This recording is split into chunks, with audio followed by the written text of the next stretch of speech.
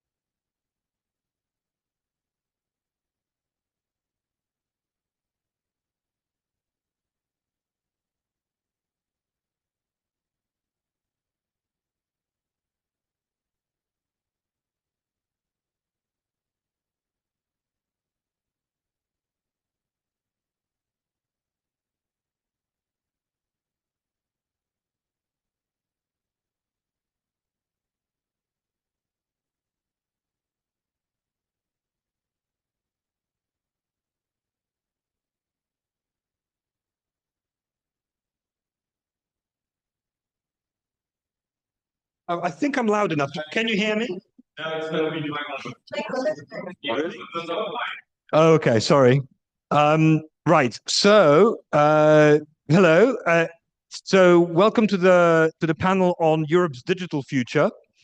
We are going to proceed as follows. Maria is going to give us a presentation to begin with, a take on Europe's digital strategy.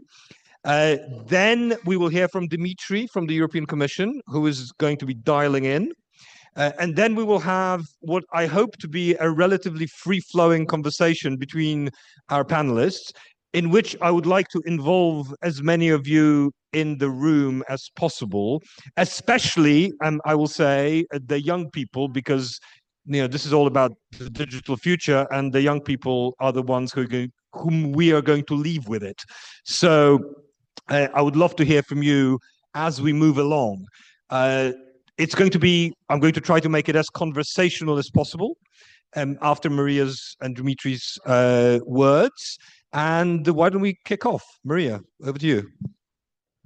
Oh, if you want to know who's on the panel, I think A, you can probably figure it out yourselves, and B, you can read it in the description, because otherwise, if we start introducing ourselves, that'll take 10 minutes. Thank you very much, Jan. So I hope that everybody is inspired after lunchtime. I'm the chair of Reimagine Europa, a think tank located in Brussels, and created by the creators of Economic and Monetary Union. So we like kind of impossible missions, which in the end are possible missions. And here we are, again, discussing about one, which is how to make the best of the digital transformation and AI. We really believe that we are in a high moment for this, because, as you know, European Union has been very active in building up a regulatory framework. But more recently, everybody is realizing that we need to walk with the second leg. And the second leg is not about regulation, it's about innovation. I do believe there is a lot of potential from the European Union side. We need to be open to the others across the world, but also need to develop our one way, European way, for the digital transformation. And I'm pleased on behalf of Reimagine Europa to present here a strategy for digital development in the AI era. As because I need to be very short, let me just tell you, this is a starting point for the most important part of the panel then to operate, which is concrete cases of companies. I'm very pleased to be surrounded by promising European companies. And so I would like my colleagues in the panel also to tell us if they consider this strategy helpful for them, or if there is something important missing. So if you can also comment on this, I'll be grateful. So the overall idea is that European Union should be able to make the best of the digital transformation and counting, first of all, priority number one, critical infrastructures. This is much more than broadband. This is about cloud. This is about digital euro. This is about Internet of Things. This is about launching the e-wallet and business wallet. So these are key elements of a critical infrastructure to create a new growth model driven by digital transformation. Then there is a second priority, which is completely focused on AI. This is again infrastructure, but AI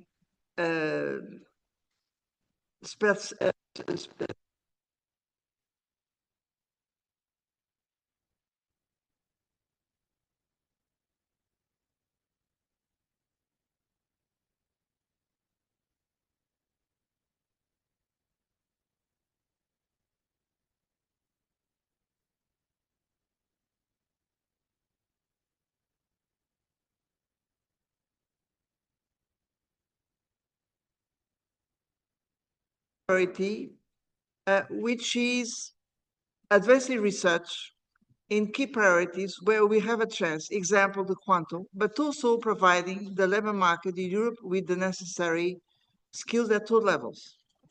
General skills and then the top level skills, so we have a lot to be done in this front. Then there is a fourth priority, is about funding. And we believe that in funding, we need to mobilize resources from the private side, from the public side. Right now, as you probably know, we are in a difficult negotiation of the European budget. I'm a bit concerned, I must say, because the resources which are foreseen there are below what is needed. But on the top of this, we need to come with innovative instruments. Last week, we launched the Scale Up Fund. EIB has a lot to do, but at the end, a lot depends on Capital Markets Union and Saving and Investing Union. Nevertheless, to conclude, when we listen to companies, most of them are telling us the reason why I'm not investing at high level is not because lack of funding or lack of access to credit. It's because I don't have a visible market, visible opportunities to produce at high level. And the real preference for European public products and services. This is what is basically missing for companies to operate at a higher level. Which bring me to the last and most important priority. And this is really about companies having the conditions to innovate because they are part of a network, because they are part of a supply chain, because they are connected all over the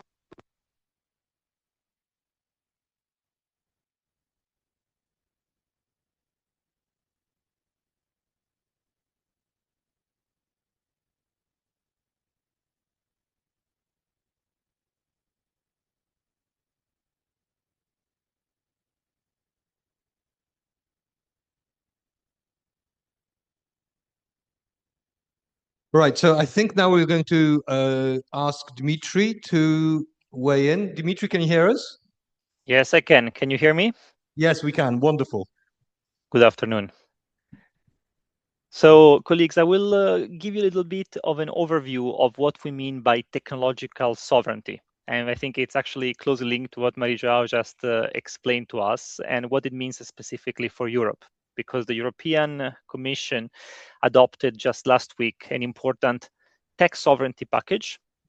And I think this tech sovereignty package leads a little bit the way, prepares the way for the next 5 years in terms of what we mean for Europe technological sovereignty. It includes two legislative initiatives. You might have heard of it, the CHIPS Act 2.0 and the Cloud and AI Development Act, but also non-legislative initiatives, for instance, a strategy for open source and the roadmap for digitalization and AI in energy. And all these initiatives are interlinked and linked to this concept of technological sovereignty and somehow linking this idea to what Executive Vice President Virkkunen has a mandate to achieve for Europe, which is tech sovereignty, security, and democracy. So there are two concepts. One is what we mean by technological sovereignty, and second, how we can achieve it by mainstreaming this concept in our policies. So let's go in order. I mean, first of all, we define for the first time technological sovereignty for Europe as the ability to develop, control, and scale the critical technologies, infrastructure, services, and data that are needed for our digital economy, society, and security while diversifying and de-risking supply chains. So this is actually very important in today's world. Also linking to what Joao just explained, to reduce our strategic dependencies and resist foreign interference. And you can feel already that this is very closely linked to the essence of the Draghi report. Mr. Draghi gave us three principles, three pillars for transforming Europe and avoiding a slow agony. If you remember, one of them was closing Europe's innovation gap. Another one was reducing strategic dependencies and increasing security. This concept of technological sovereignty is very much in line with the Draghi mandate. Does it mean Fortress Europe? Does it mean repli sur soi? Does it mean doing everything by ourselves? Not really. So an important concept is, and this is even more important in the AI world, that technological sovereignty for Europe is and should remain grounded in openness, trusted partnerships, and fair competition. And this is very much what we define open strategic autonomy. So Europe needs to be in a position to make its own choices, to avoid the strategic dependencies from single dominant suppliers. Simply put, sometimes we might want to be in a position to decide to invest in homegrown European technologies. Now we are doing this, for instance, for AI in AI gigafactories, for which a call for tender will be launched soon, and this will be a first ever call for tender for gigafactories in Europe. Some other times, this might not be the most cost-efficient solution, and we must keep cooperating with trusted partners, while of course trying to diversify our supply chains.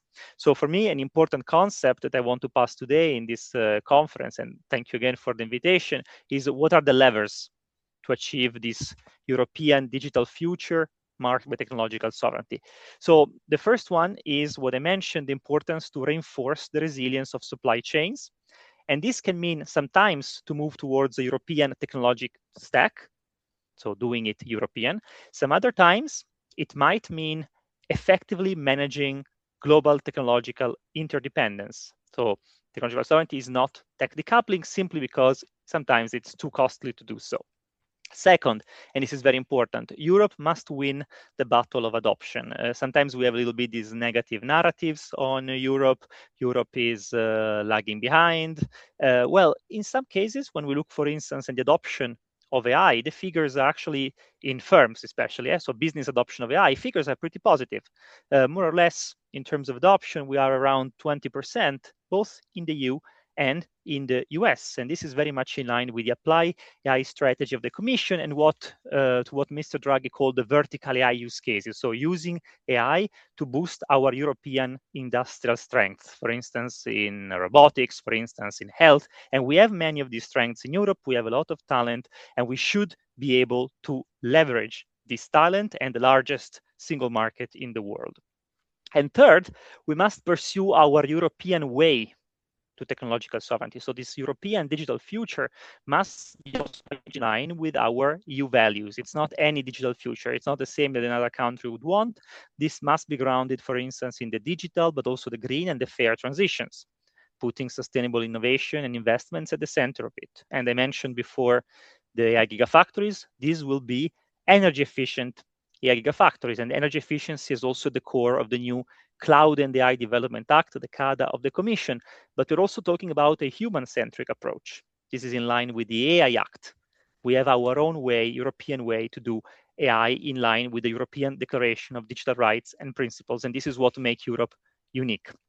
Now, the package that we have presented as Commission last week does exactly this. So for the first time, in terms of how, it pushes this multi-pronged comprehensive strategy to achieve tech sovereignty, and we call this ecosystem approach. What is an ecosystem approach? Well, it means combining multiple instruments across the supply chain, demand-side measures, supply-side measures, including support for strategic projects, and also critical enablers. So conditions should be improved, horizontal conditions should be improved across all sectors, such as regulatory conditions, conditions for innovation across the investment journey, skills, and human capital, and something that Maria Joao also mentioned, and I think it's very important, financial firepower, capability to invest in Europe in our digital future. And I want to close on this important point, and then let's hear the questions. Technological sovereignty, Europe's bright digital future, is not a free lunch. It doesn't come for free. It will require enormous investments. We have a few impressive numbers in terms of investment needs, up to 450 billion euros by 2036, just for our package. That, of course, public finances will only be partly able to cover. This requires, therefore, to crowd in private investments, boost investments in Europe, better use public money to de-risk and crowd in private capital, and especially risk capital. And this is why, for instance, in the Chapeau communication that accompanies this package, there is an important announcement, which is the intention of the Commission to launch a consultation that is currently ongoing with member states, the EIB group, and other stakeholders to create a European sovereign capacity for equity at scale to finally be able to finance Europe's tech sovereignty ambitions and digital future. So the idea of being able to crowd in these billions of private investments in advanced technologies and especially infrastructure in critical sectors for economic security, digital in the first place, but also energy, biotech, and others. And this will go hand in hand with what Maria Joao just mentioned, the Capital Markets Union or Savings and Investment Union, so the capacity to improve our financial markets. So to conclude, I think we have all the assets we need to achieve this bright future. It's time really to pursue this ecosystem approach. So this link all our capacities together, and that is how Europe will be able to compete at scale and punch above its weight in the global race, in this digital world in the first place, with other geoblocks like US, China, and many others. Thank you. Thank you very much, Dimitri. That was pleasantly comprehensive and also very swift, so much appreciated. So what I would like to do now is sort of have a discussion on three sort of broad questions which touch on the things which we have heard both Maria and Dimitri talk about. So the first question, I think the first broad question is, which are the areas where Europe already possesses a degree of globally competitive advantage in terms of companies, infrastructure, talent, systems that it could nurture and that it could leverage in a world of sort of, weaponized interdependence. The second set of questions is about where exactly does it need to have sovereign capacity and capabilities? Again, something that Dimitri just touched upon. And to what extent is that capacity needed? So how much of the sovereign capacity is needed? And then the third set of questions is what could policymakers, both at the European and national level, do in order to promote that capacity and also promote the existing competitive advantages that we will have discussed at the beginning. So those are sort of the three broad themes that I would like us to touch on. And I think to begin with, I would like to start with the representatives of the European private sector who are honoring us on this panel, and maybe we can start with Peter from Booking to give us a little bit of an example. Booking.com is one of those, possibly too rare examples of European digital success stories. And I think we very often in Europe tend to despair about the lack of digital innovation in Europe, or sort of digital broadly construed, so both on the software and hardware side. I think that's often a little bit exaggerated, and Booking is an example of a company that is indeed a European success. And I would love to hear from Peter a little bit about how it managed to pull this off. Yeah, thank you, Jan. Good afternoon.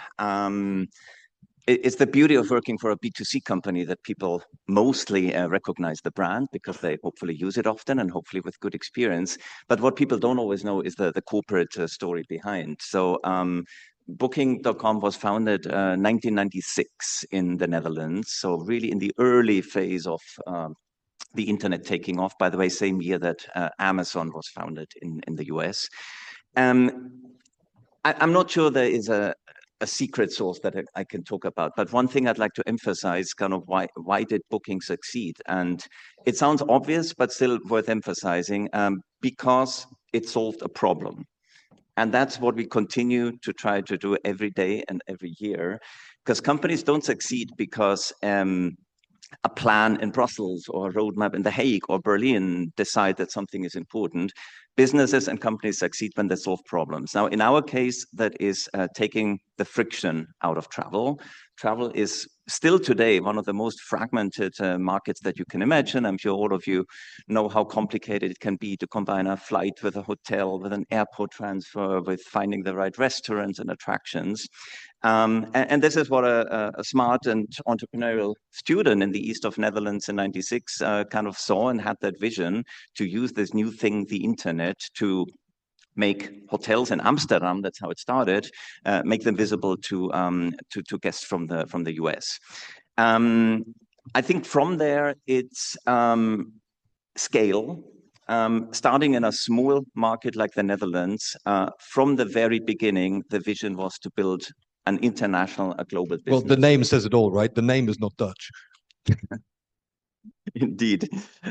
So working towards scale from the beginning, I would add probably capital. Part of the story is also, and we never hide that since 2005, Booking has been part of a US-based listed holding, NASDAQ listed, which often leads me into discussions with policymakers. Are we truly European or are we not actually American? I think on many counts, Booking is very European.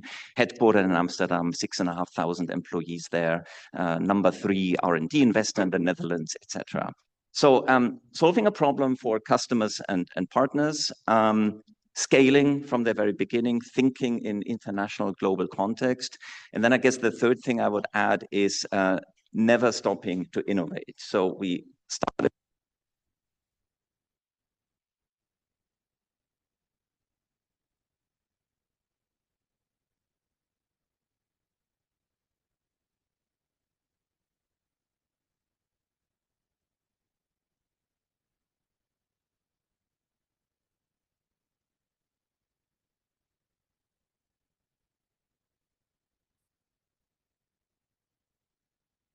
Claude or ChatGPT not only to look, but also to book in the future. Will we still need a platform like Booking.com? So leveraging the opportunities of AI, but also partnering and hedging the bets a little bit, which I also put in the category of never stopping to innovate. And just to finish one last sentence, I think the more interesting question is actually, why are there not more Booking.coms out of Europe, right? We all know about ASML, we know about SAP. There are a few others, Spotify, but then you already get to much smaller dimensions. And I guess the one maybe slightly provocative question I would leave us with for the discussion then is, yes, we see a lot of good intentions and good change in Brussels, but I still feel that governments and politics need to think more about how to build and support the next Booking.com and less about how we can regulate the next Booking.com out of Europe. Thank you, Peter. That was lovely to hear. I would like to turn to Jean-Pierre now because you brought up ASML, and Jean-Pierre worked many years in the semiconductor industry. So the question for you, I think, sort of, which is related but slightly different, is so Europe has ASML. ASML is a choke point in the global semiconductor supply chain. So for those of you who are unfamiliar, because it is not a B2C company, ASML makes these massive machines, which are about the size of this room, maybe slightly smaller, with which chip-making firms etch circuits onto silicon. These are incredible, some of the world's most sophisticated and complicated machines outside, physics experiments at CERN, basically. More importantly, ASML is the only company in the world which makes these machines. Every single NVIDIA chip that is sold anywhere in the world is made using an ASML machine.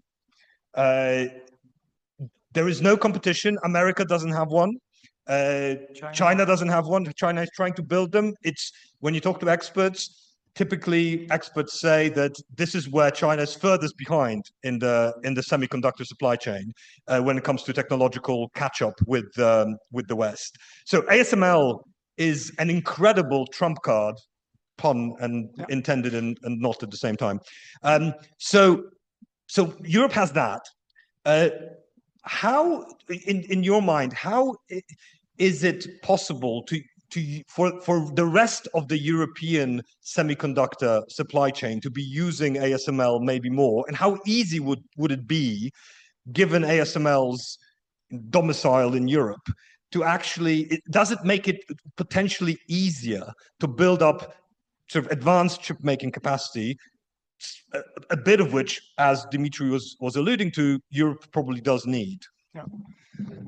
I'll stand because I can properly see everybody. Thanks, Jan, for moderating, and also to Maria and Dimitri for your introductory remarks.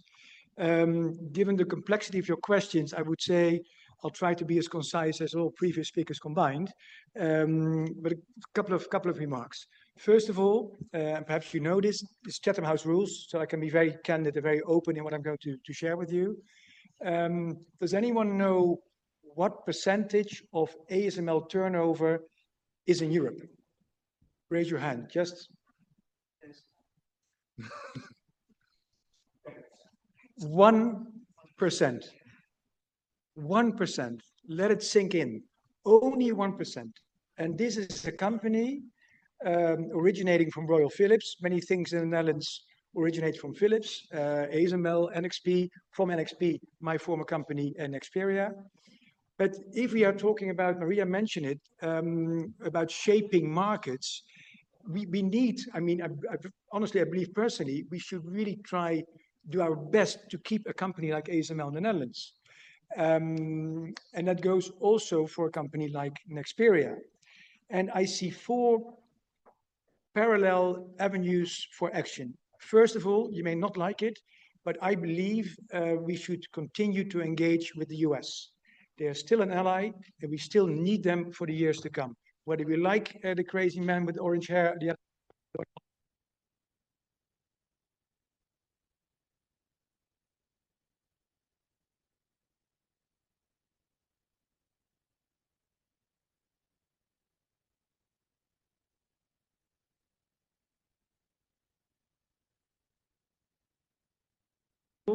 but differently compared to the US, China is also a potential partner that we need, for instance, in the fight against climate change. But also, it's such a huge market, and innovation there is going so rapidly, we cannot do without China.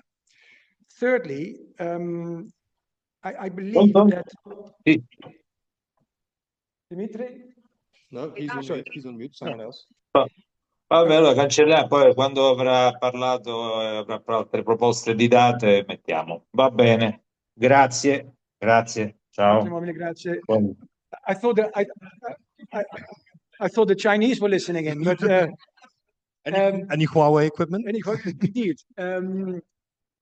Thirdly, we happen to have in the Netherlands pretty promising and flourishing semicon industry. ASML, NXP, Nexperia, ASM, Bezi. I've been advocating in IMEC in Netherlands. Belgium. Sorry? IMEC in Belgium. IMEC is phenomenal, but we should stop also in The Hague thinking only about the Netherlands. The Netherlands is a very open economy. It's a small country. And we can't do anything at all without Europe. And the same goes for Italy, a lot bigger. Very important. I have been amazed that once the Americans started pushing the Dutch government on ASML, that Prime Minister Rutte at that time didn't elevate it straight away to the European level. Because if we work together with the Italians, with the French, with the Germans, you can make a real fist. And the Netherlands alone cannot cope with the pressure of US or China. That's very private, but very important. We need a stronger, and coming from a Dutchman and a former Dutch diplomat, it's really odd, but we need a stronger EU industrial policy. Because in Europe, we're only capable now of producing the front-end chip parts, which is the production of the silicon wafers, but the packaging of the chips can only be done in a competitive way in Southeast Asia and China. But there are no European companies who will invest in back-end production in Europe without subsidies, EU level, member states level, and local government level. The last point is, I also think, and it's what we discussed before, Jan, it's not only for companies to wait until Brussels moves or national governments move, it's companies themselves who operate internationally who know best what they need. And my advice to all companies is, do your homework as well as possible. Really define as concretely as possible what you are bringing to the table and also what you need from respective governments in order to help your interlocutors to help you. Thank you, Jean-Pierre. That was very bracing. Mario, I would like to turn to you now. To moving on to, so we had a couple of examples here of areas where Europe does have a competitive advantage. Booking is one of the world leaders in its industry. ASML and parts of the European semiconductor ecosystem are world leading. Without a shadow of a doubt. There are probably a few others that we can mention. There's incredible industrial capacity. Siemens, Airbus are incredible companies by any stretch. So moving on to the second question. So if we have those, if we in Europe have those competitive advantages, where do you think Europe really does need a degree of sovereign capacity that is independent of any potential foreign supply chains? What are the sort of if you were to name like 3 critical pieces of infrastructure where you think it's absolutely necessary for Europe to have the ability to make stuff itself? Well, this was not prepared. No, honestly, I think I would reply with 3 words: competition, competition, competition. I think we have a competitive advantage by being, by guaranteeing a competitive environment, which means also leveraging the single market. It's something that tends to be forgotten in this discussion, because we say, okay, it didn't work, so let's, I don't know, start subsidizing.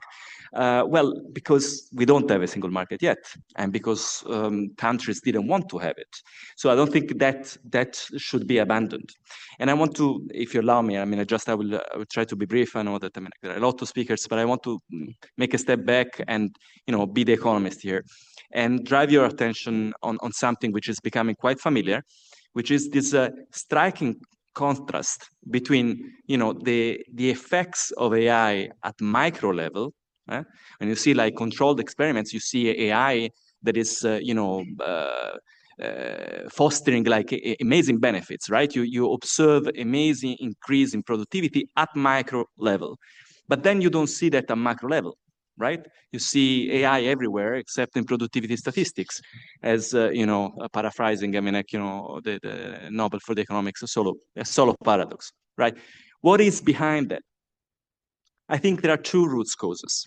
The first one is that we are kind of trying to squeeze in a new technology on a traditional business without changing the business itself. Okay, that's what most of companies are doing still. While instead, if you want to make the most out of artificial intelligence, you need to, to build something around it. okay, to conceive your business around the artificial intelligence. And this is something on which, I mean, like, for example, Europe could build on. I mean, like, we have a very strong, industry that actually could solve the riddle, the Solo paradox in that way, which hasn't been solved also on the other side of the Atlantic. And the second route is the fact that AI is not, the adoption of AI is not widespread. So, I mean, like, there is a niche of companies that are using it, the frontier ones, the ones that can invest in infrastructure, that have the skills, etc. But the vast majority of companies don't. Okay, and the same applies for workers. There are only like certain categories of workers that are using it. They are highly educated, high income, etc. So it means that somehow AI is exacerbating these asymmetries within the economy. Okay, and that explains why you don't observe. You observe it, like, at micro, but you don't observe it at macro level. Now, what can address it? This competition. Competition can put, companies to be more innovative. Competition can reduce the cost upstream, for example, the inputs, for example, cloud markets, but also downstream, it puts it pushed companies to innovate, to reduce prices, and therefore, I mean, it's a major engine of technological development. Okay, but then when it comes to being committing, let's say, from a Commission perspective, from the European Union perspective, to competition, well, we observe quite an inconsistent behavior there. And in that sense, I want to challenge a little bit, Dimitri, because, I mean, like, you brought to the table, obviously, the big package that the Commission has released last week. But I mean, besides the words, I mean, like, let's have an open and competition-based, sovereignty, etc. There are actually legislative bits which actually are really protectionist, I find. So they actually go against that advantage that we might have to leverage our competition.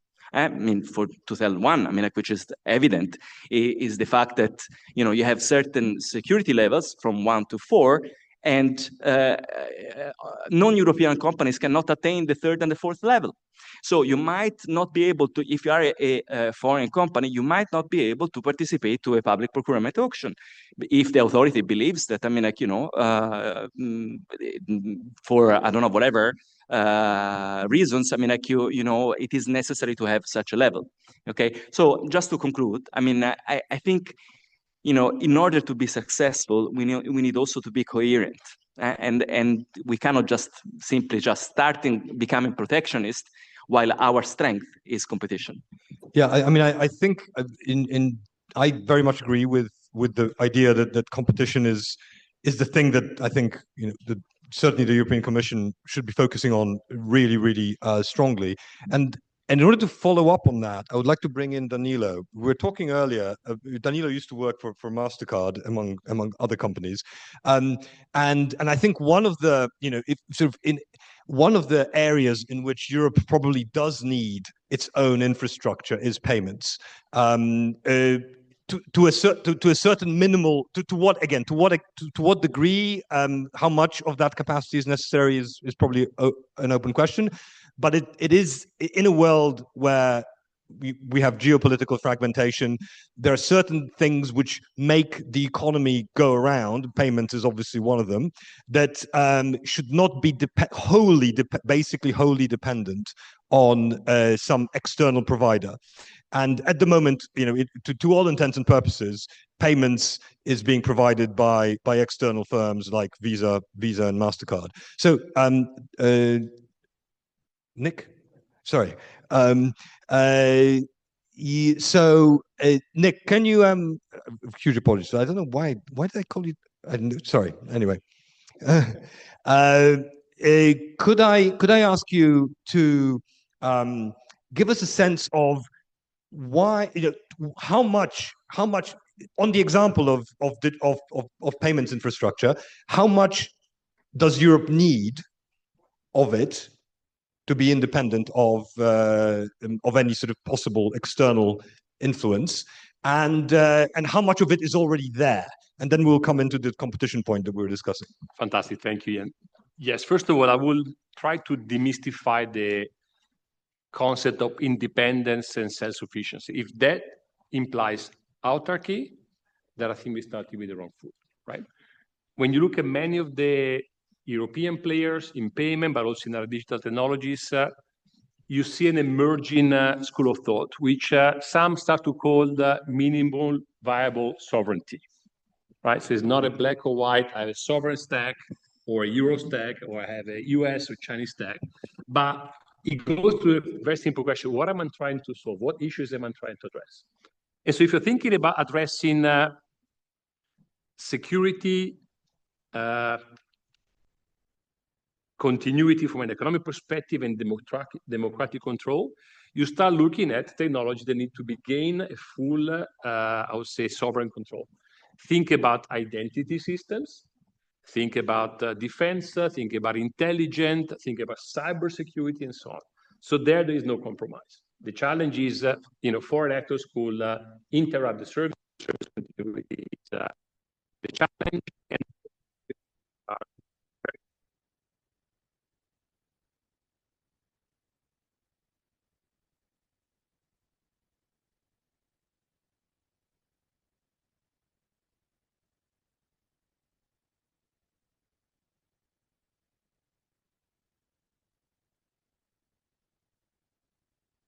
in the Dutch company that, since Americans wanted to take it over. Right. So for that, you have a certain degree of decision, in fact, a stronger one that exists in the government should take to basically guarantee that. Then you have almost like a second layer, which I call the guarantee of resilient European capacity. And that is driven out of optionality. This is actually the case of payments, right? Or it's even the case of cloud or AI. So we won't be able to unplug a US or a foreign tech solution from today to tomorrow in the next few years and replace it with European, or we shouldn't. We should be thinking about, are we able to provide optionality? So are there alternatives to the hyperscalers, to the large payment companies from the US in Europe that provide basically choice? So that should they basically decide that because of the pressure for the government to interrupt the service, we immediately have a choice that we can basically choose and we can swap. That's the second layer. The third layer is almost like peel and onion, is called strategic interdependence. There are technologies in which we don't want to be isolated, we don't want to be autarky, but we want to be interconnected. An example, a couple of months ago, I was in a conference in Brussels where the chief innovation officer of a large automotive company basically said that I can try and buy European cloud services, but if my vehicle drives in California or in Texas, I need to be able to guarantee the service over there and the connectivity. And today, my European providers can't. So we need to basically keep the system open, interconnected between Europe and the rest of the world, but we also have to strive for reciprocity. So if we keep our markets open, we need to basically ask our partners to do the same. Last point, which is actually something that I keep coming across, is the topic of open standard and open innovation. So if you think about the Chinese, what they've been doing for the last 20 years to secure their resilience and sovereignty, they've been basically taking our open standards model and open innovation, and they use it themselves. They've also gained control of the architecture from a tech stack perspective. So they didn't try and replace the entire stack from China to the US or Europe, but they look into the architecture through standards and regulations. They gradually replace each of the layers of the technology whenever it makes sense, but they still retain the deployment and the capabilities to use foreign technology into China. So somehow, I think the approach should be the same. And this speaks to me about what we spoke about this morning of the European third way. So we need to think about what is our way, what are our strengths, and how do we basically drive that political, economic, and security choices across those three layers. I think it's really interesting. On the example of payments is interesting. A, because it is of sort of strategic importance. B, because it is a specific sort of business and infrastructure, and you gave a really nice sort of way of thinking about it. I think I'd just like to bring in something that we were talking about at lunch. which is the point that, in the optionality layer, the second layer, Europe already possesses certain systems. It used to have Eurocard, which obviously was taken over by an American company, which probably would not happen these days, honestly, for similar reasons to the ones that scuppered the latest deal in the Netherlands. But that happened. But it does have, many countries within Europe have their own payment systems. The problem here, and this is a problem I think of European competition, coming back to what Mario was saying, is that the Germans, the German system, I think Giro it's called or something like that. It could in principle be used elsewhere, but in order for another country to allow it to be used within its borders, it would want the Germans to allow their alternatives to be used in their borders. And if that could happen, you could actually, if you would have that sort of competition between the models, which already exist, which already have, which don't need to be bootstrapped into existence, you would probably find that some of them do better, that, where maybe one of them becomes dominant, and it becomes a homegrown alternative that, maybe if it's not self-sustaining enough, might be bolstered a little bit at the European level. But it seems to be, what seems to be in the way is a lack of competition, exactly as Mario was saying. And I think that almost feels like something for not for Dimitri's DG competition.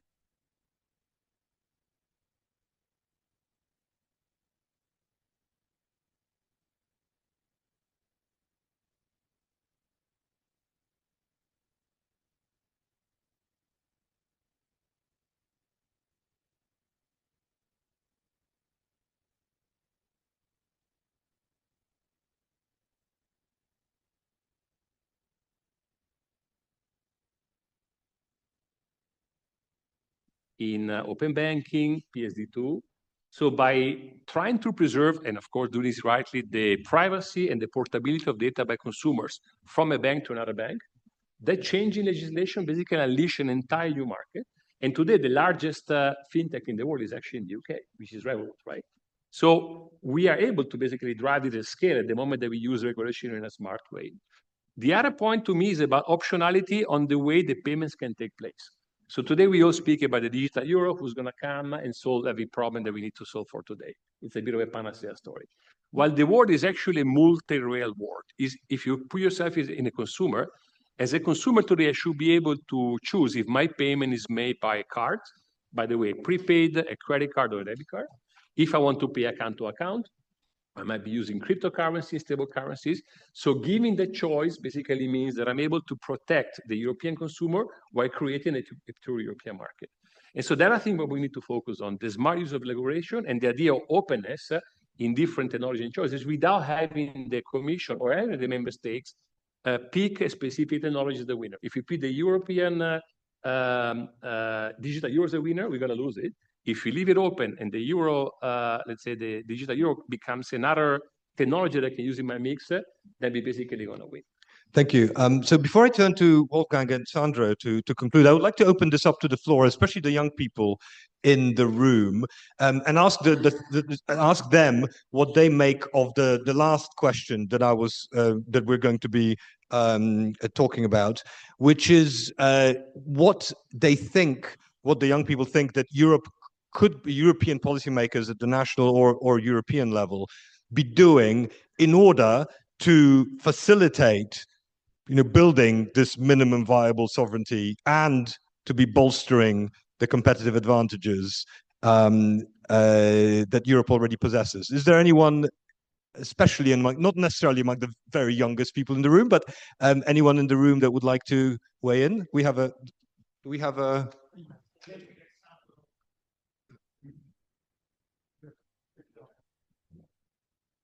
There we go. I think I forgot. Thank you. So, of course, it will be great to have a vision that is European, and that's something that is lacking. We talk about the national and the competition that are national, and the fact that we have not enabled a communication that is European also in fostering innovation. I always think about the regulatory sandbox and how they are national and not European, and how there's lack of clear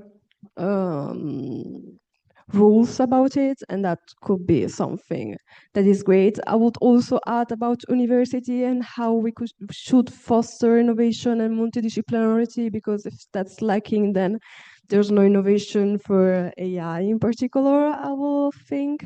So yeah. How do you think you could do that at the university level?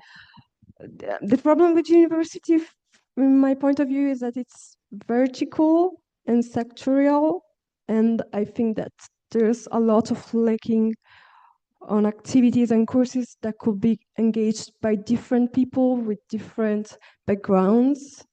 And if we do that, it will be like life-changing. And so, yeah. I mean, please, Marian. I agree. I mean, like, very much with this concern. There is, I think, in the pipelines, maybe Dimitri knows better, something that the Commission is about to propose, which is the Innovation Act, which the idea is like to try to help bringing excellent research to market, which is a big limitation that we have, which also, I mean, relates to how universities are organized. I think this is very promising. And one of the things that one can do is like to limit the friction at technology transfer offices, because at the moment when you innovate, you know, so you are like a researcher and you develop like an amazing patent that could be commercialized, actually you don't own it. It's the university that owns it. While I mean, like in the US, it's not like that. Actually, in the US, I mean, like you are pressed to actually commercialize. If you don't do it, you lose the right. So there are these kind of things that you know, they are really effective, and you know, the Commission could do rather than, I mean, like, the things that. Thank you, and thank you for that intervention from the floor. Wolfgang, I'd like to turn to you and ask you the same question. Like, you know, from your perspective as someone trying to build a European search engine, you know, what do you think that you both national and, you know, and European policymakers could be doing in order to, you know, make sure that this minimum viable sovereignty in search can exist? Yeah. I think the problem is that politicians haven't understood the platform economy. They are still in an industrial 19th century state of mind. And you know, they talk about innovation and money and productivity. And the truth couldn't be further away from that. And I give you an example. You know Microsoft, and you know their search engine, Bing. Microsoft Bing has a market share on desktop of 12% in Germany. On mobile, the market share is 0.4%. It's less than Ecosia. It's the same technology, it's the same product, but the market share is drastically different. Why is that? Because on desktop, they own a monopoly with Windows, and so they can enforce their browser, and with their browser, they can enforce the search engine. On mobile, they have to compete like everyone else against the Google's monopoly, and they don't succeed. So it is about power. It's not innovation. It is about power, the distribution power of platform monopolies. And in Europe, we are naive about power and about using, you know, in order to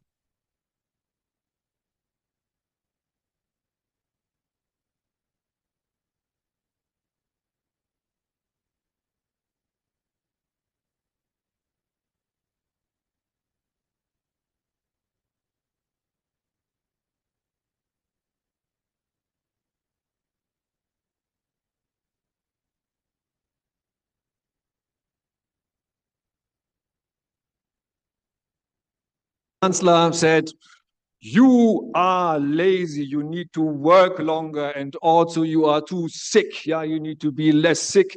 And you know, that's a 19th century mindset. And it comes, you know, if I build a car, yes, for every additional car that I make, there's a lot of labor involved. Yeah, and if I reduce the labor or have more labor for the same price in that car, it'll be more productive. Yeah.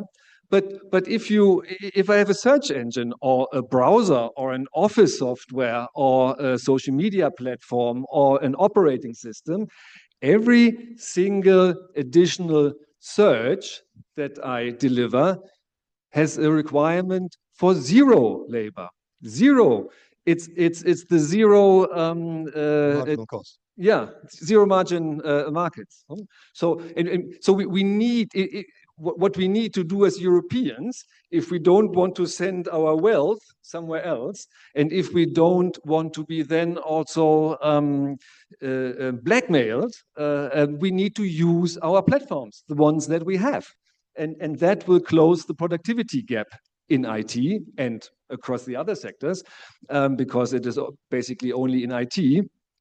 And it will help us, out of the situation that someone can turn off our economy from 1 minute to the other. And the good news about this is we can do that. And it takes, for browsers, search engines, social media, it takes an hour to do so. So it can be very fast. And perhaps last sentence, coming back to the politicians, I understand it's very attractive for a politician to talk about innovation, because then he or she doesn't have to change. Someone here in Europe, you companies, you have to innovate. And then perhaps I give out a bit of some subsidies and grants why is that not attractive for a politician? But in case you really look about market power, then they have to start switching their administrations, and that's and then you have to switch what people are used to, and then it becomes work, and it's unpleasant, But this is what politicians need to do. That's interesting. Well, we'll hand over to a politician right now to conclude. But before I hand over to Sandro, I suppose I have a question, because I completely take your point about platform services and platform products. Not all products are platform products, right? There are certain really important platform products like search, which do have these network effects, like genuine network effects. But not all of them are. For me, for instance, at this stage, it's unclear whether AI is a platform technology. It may be. I'm sort of ambivalent about it. Like, it may be, but then it might turn out that it's an incredibly fragmented system with lots of open source or small language models. It's at this stage, I think it's too early to tell whether it's a platform system, and that's the one I think that most people are thinking about now when we're thinking about digital innovation in Europe. So, like, whereas I take your point entirely on the platform system, and that it's really hard to break the chokehold that an entrenched player has without some intervention, which the DMA is an effort at doing, for instance. I think there are a lot of other areas in which Europe does have some competitive advantage, or even not doesn't yet, that aren't necessarily subject to the same constraints. True. Yeah, I'm talking about platform economy. And that is a very big and important part of our economy. It chooses, so search engines and social media, they interfere in elections. They choose winners both on economic and democratic terms. We see foreign governments intervening in our democratic elections. Through these platforms. So they are incredibly important. They are also incredibly important in terms of money. So the cloud, everybody talks about cloud, and the global cloud revenue is $400 billion. That's a lot of money, that's correct. But the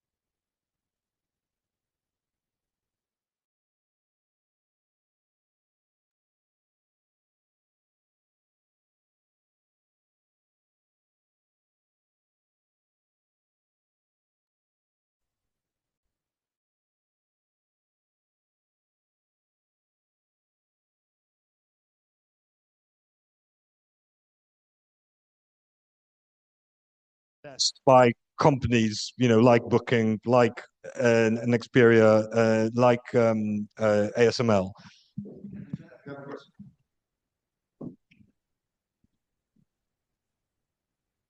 Oh, thank you. It was really very, very interesting to listen to all this panel. I would like to share a little bit my views from a lawmakers and the political perspective of, I hope, the 21st century and not on the 19th century. They exist. Yeah. Maybe you tell me if I'm still in the 19th century or I'm already in the 21st century.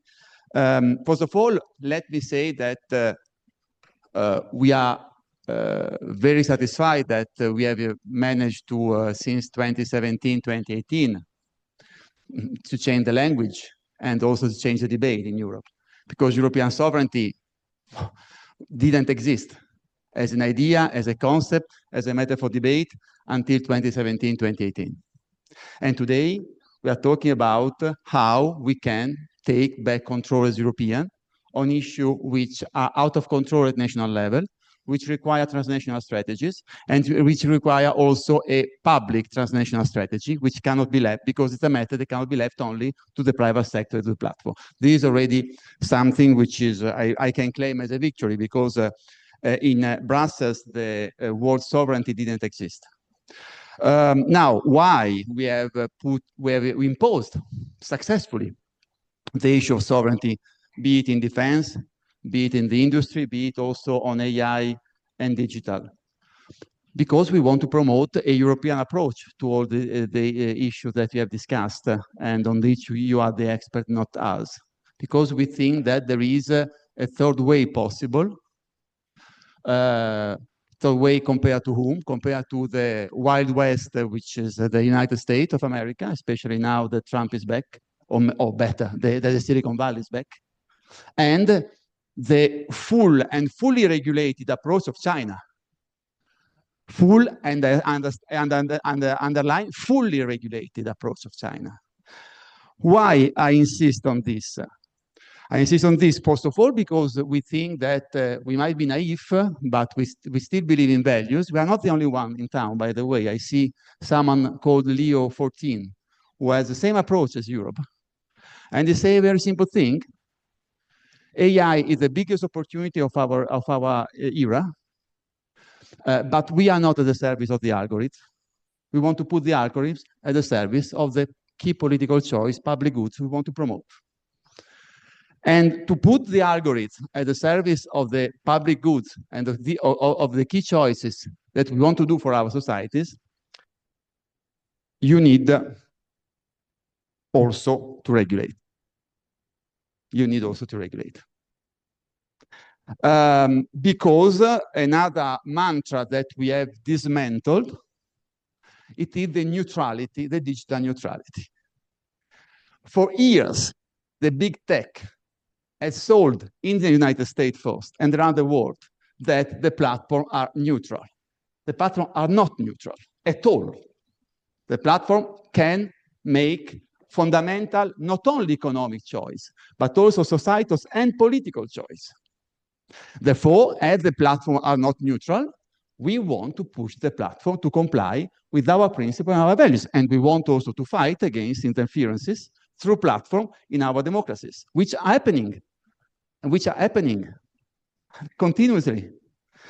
So this is why there are, I would like to also, and in 2 minutes, I would like also to insist on what is true, what is not true we have done, and what is true we haven't done.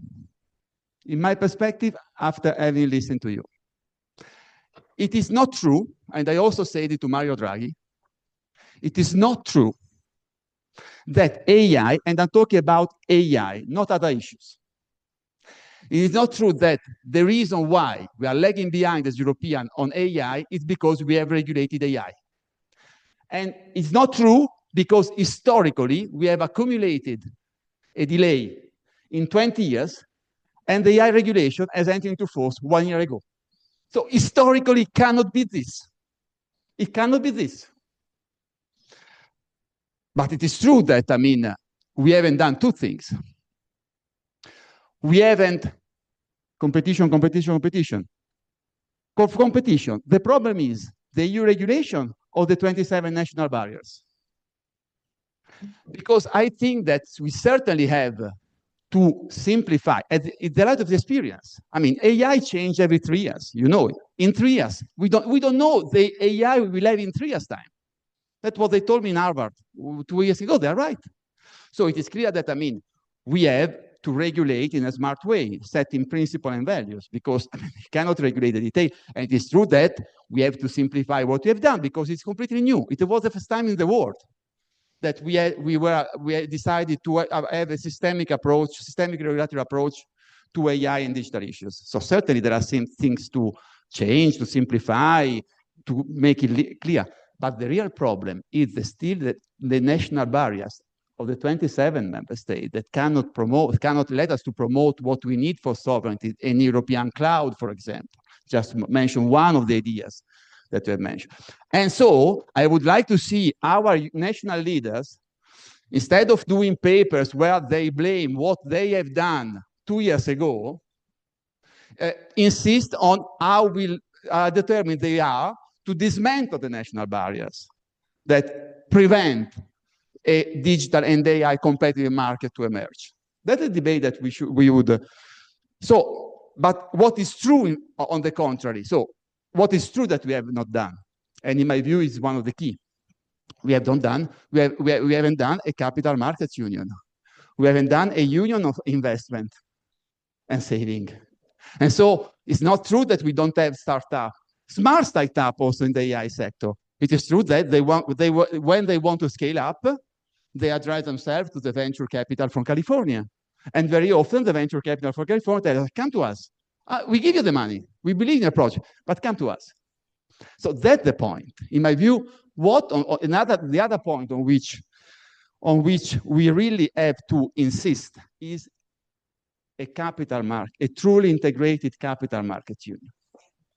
Because the answer is how we boost innovation. Of course, we can try to orientate with the EU budgets some key choices, but the real point, also the real money, come from the private market, from the capital market. And I think that if we do that, we certainly will be more sovereign. I would have many more things to do, but we run out of time. And my compliments to all the panelists. Thank you so much. A barnstorming speech, just as you know, you might expect from a very fine politician. Thank you all for a great panel. Thank you for the audience participation. I think now we have